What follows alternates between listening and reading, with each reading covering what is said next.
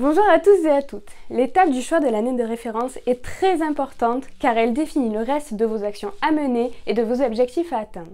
Notre expert se charge de vous expliquer en détail comment collecter vos données et bien choisir votre année de référence. Restez attentifs, c'est maintenant!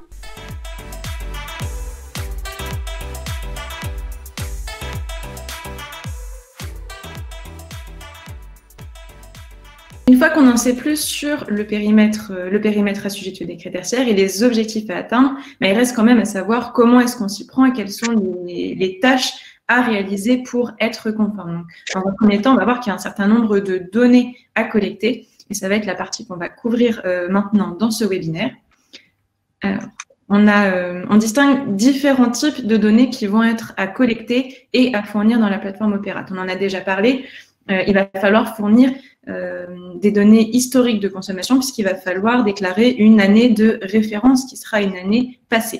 Donc, il va falloir pour ça être en mesure de collecter des données de consommation historique sur votre parc assujetti pour être en mesure de déterminer quelle pourrait être l'année la plus pertinente pour être votre année de référence.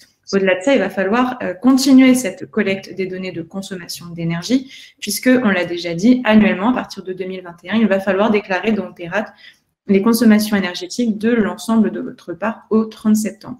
Donc, vraiment, cette collecte de consommation d'énergie est quelque chose qu'il va falloir mettre en place et dans la mesure du possible, automatiser, qui est quelque chose que chez Deepkey, on sait bien faire. Mais il n'y a pas que des données de consommation d'énergie qu'il va falloir collecter. Sur ce point-là, on va y revenir plus en détail après. Il y a aussi d'autres types de données, telles que des données patrimoniales, des données plus détaillées sur vos bâtiments assujettis, que ce soit des données sur leur localisation, sur leur surface, sur leurs activités, même leurs sous-activités, etc., qui vont être attendues dans la plateforme. Et enfin, on a également des données techniques et d'activités qu'il va vous falloir collecter parce qu'elles vous seront utiles pour la suite de la mise en conformité avec le décret tertiaire, pour la définition de vos objectifs et de vos plans d'action. Par exemple, des données plus techniques sur le bâtiment et sur ses équipements, ainsi que des données d'activité telles que les intensités d'usage de ces bâtiments. Donc, tout un panel de données qu'il va falloir collecter et ensuite transmettre sur Opérat. Et ça, c'est quelque chose pour lequel vraiment Deepkey peut vous accompagner, parce qu'on est en mesure d'automatiser une grande partie de la collecte de ces données, de les intégrer dans notre plateforme et de gérer ensuite la transmission automatique de ces données pour Opérat, qui représente pour vous, pour tout assujetti, un gain de temps considérable. Et la mise à disposition de toutes ces données est ensuite très utile pour des acteurs tels qu'Axéo, par exemple, pour ensuite être analysés et pour mettre en place des plans d'action vraiment pertinents et les plus adaptés possibles à vos bâtiments, à votre parc.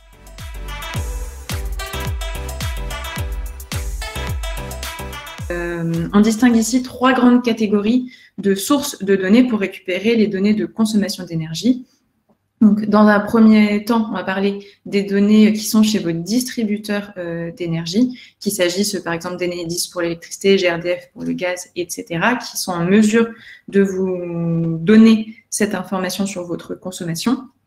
En deuxième catégorie, on va parler des données qui sont chez vos fournisseurs d'énergie, qu'il s'agisse d'Engie, EDF, Total, etc., qui sont en fait les acteurs auprès de qui vous achetez directement votre énergie et qui ont également cette donnée concernant votre consommation. Et en troisième point, il y a aussi un certain nombre de données qui sont stockées chez vous en interne, puisque vous pouvez avoir, que ce soit au niveau de vos services de comptabilité, vos services, vos directions environnementales, etc., il est tout à fait possible et probable que vous ayez un certain nombre de données stockées sur vos consommations d'énergie qui peuvent également vous aider à retracer votre historique de consommation et à déclarer dans Opérat les données attendues. Donc, dans un premier temps, pour les données qui sont chez vos distributeurs d'énergie, on va s'intéresser dans un premier temps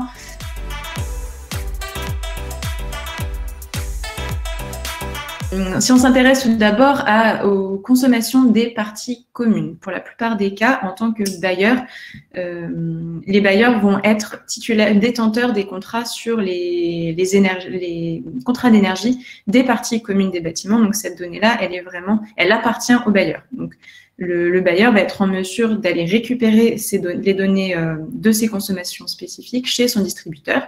Quelles sont les données qui vont pouvoir être récupérées? Eh bien, les données techniques des compteurs, un certain nombre de données peut être mise à disposition par donc Enedis, GRDF ou tout autre distributeur d'énergie, qu'il s'agisse d'informations telles que la puissance souscrite, les créneaux horaires, heures creuses, heures pleines, etc., un certain nombre de données. Il y a aussi vos consommations mensuelles qui vont pouvoir être récupérées via ces distributeurs, donc en kilowattheures.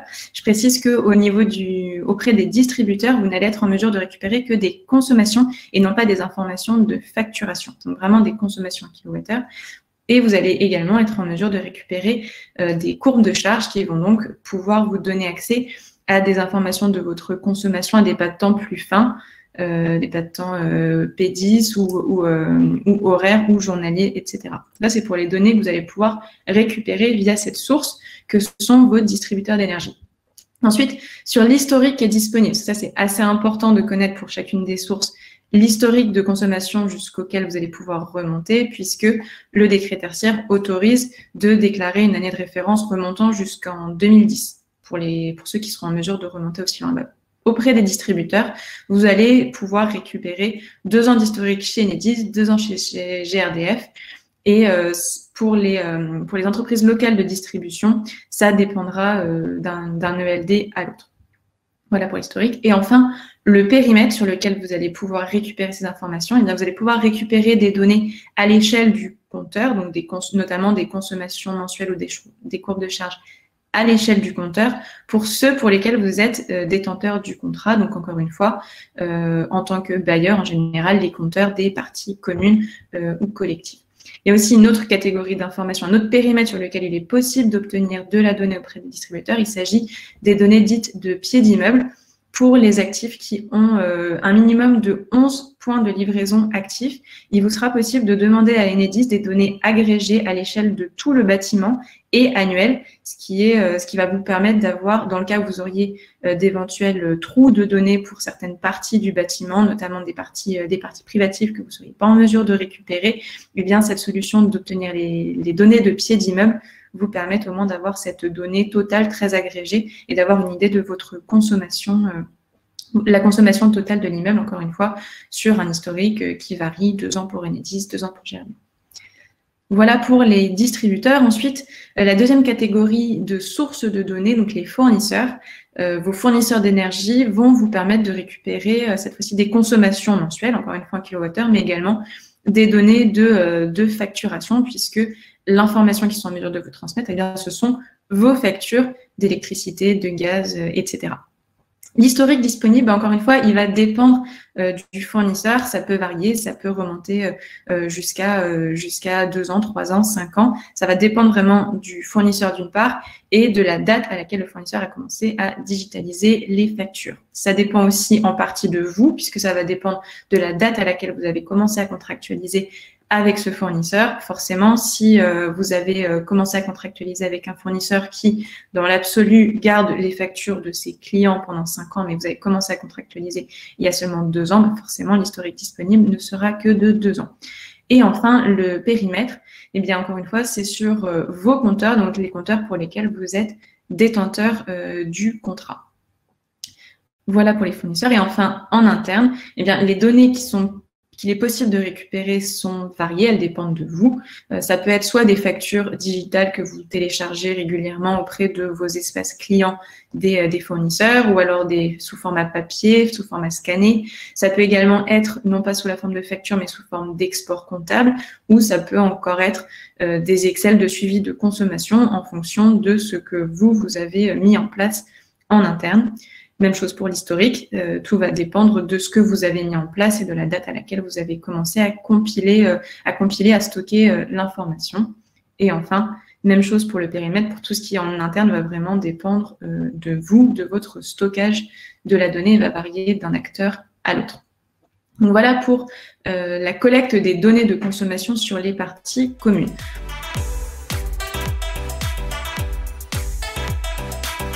On va maintenant parler de la collecte sur les parties privatives.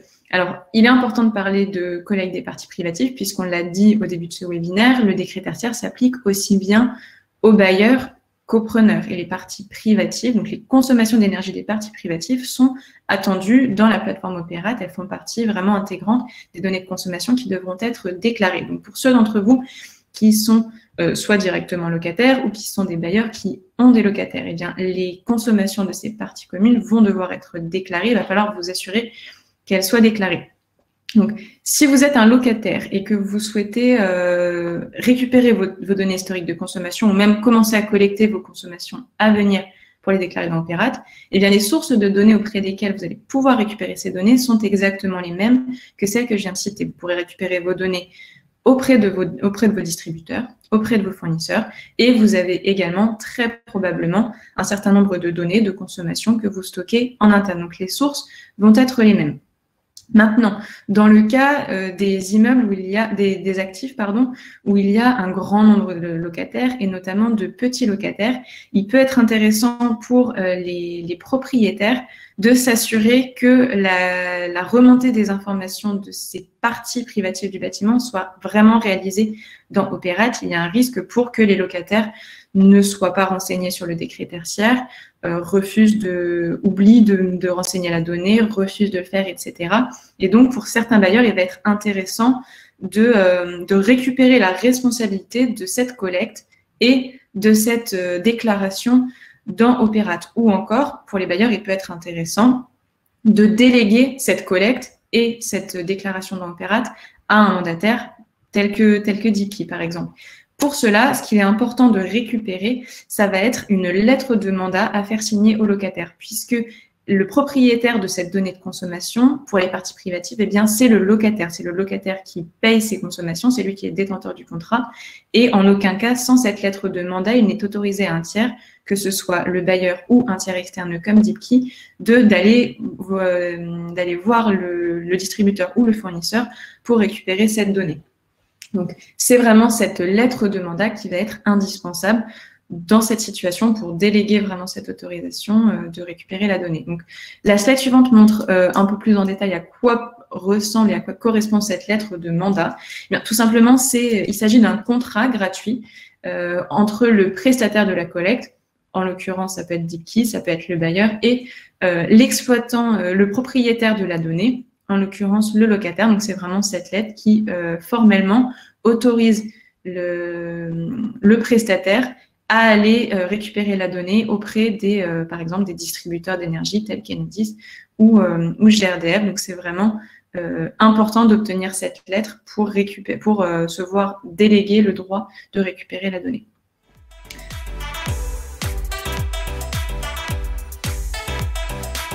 Maintenant, on va parler de l'optimisation de l'année de référence. Alors, je vais essayer d'être clair là-dessus parce que peu de personnes sont rentrées dans ce niveau de détail-là, mais c'est un impact très, très important derrière sur les coûts.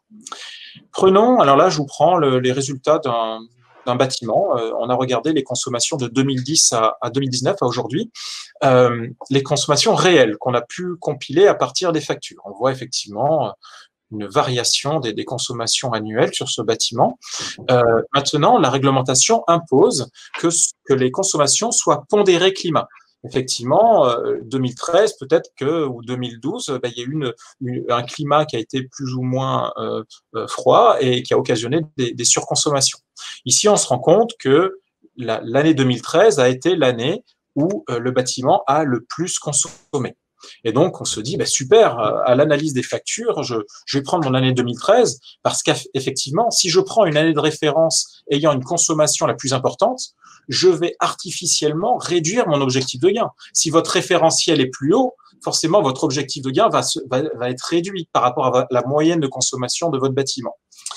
Et ensuite, quand on applique la pondération climat, donc à climat constant de 2010 à aujourd'hui, on se rend compte que ça change les choses, parce que l'année 2013, une fois que c'est corrigé climat, donc cette correction climat sera aussi réalisée dans la plateforme Opéra de l'ADEME, mais on se rend compte que c'est l'année 2015 en fait qui est la plus consommatrice, et c'est cette année-là qu'il faut choisir comme année de référence sur ce bâtiment particulier. Et quand on regarde la différence entre l'année 2013, l'année de référence qu'on aurait pu prendre, mais on serait planté par rapport à l'année 2015, ben, il n'y a que 3% d'écart. Je dis que, mais que ça a un impact très important, notamment avec la loi de Pareto que je vous ai présentée tout à l'heure.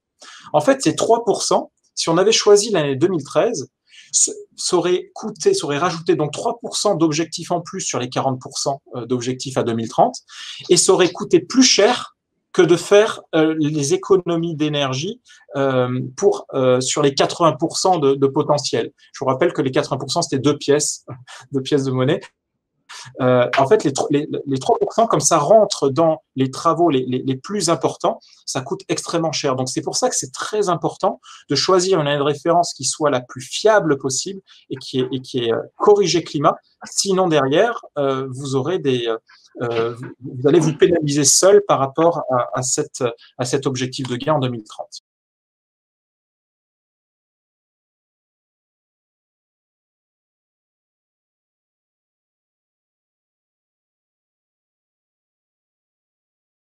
Vous savez maintenant comment vous y prendre. Suivez notre playlist pour connaître tous les bons conseils pour votre passage à l'action. Et pour en savoir plus, abonnez-vous à notre chaîne YouTube et activez la petite cloche pour recevoir une notification pour la prochaine vidéo. Vous avez une question? N'hésitez pas à la transmettre à notre expert en cliquant sur le lien dans la description. Merci et à bientôt!